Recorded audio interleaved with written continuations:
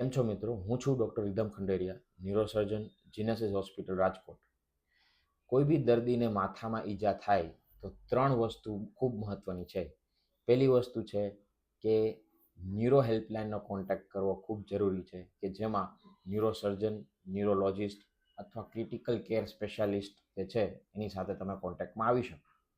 બીજી વસ્તુ, દર્દીને લોકલ ક્લિનિકના ચક્કર કાપવા એની જગ્યાએ ટ્રોમા સેન્ટર જવું ખૂબ મહત્ત્વનું છે.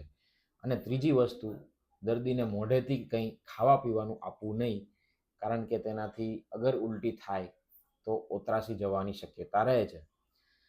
તો આ 3 મહત્ત્વની વસ્તુ તમારી સાથે શેર એના માટે કરું છું કે ગઈકાલે મારી પાસે એક એવું હેડ ઇન્જરીનું દર્દી આવ્યું કે જે 4 કલાક પહેલાં તો ખૂબ જ સભાન વ્યવસ્થામાં હતું, કોન્શિયસ હતું, પણ વિધિન 4 અવર્સ ડ્યુરેશન, 4 કલાકની અંદર દર્દીની સ્થિતિ ખૂબ બગડી ગઈ અને સીટી સ્કેનની અંદર હેમરેજ બી આવ્યું અને અમારી પાસે જ્યારે દર્દી પહોંચ્યું ત્યારે સ્થિતિ ઓલરેડી બ્રેઇન ડેડ સુધી પહોંચી ગઈ હતી.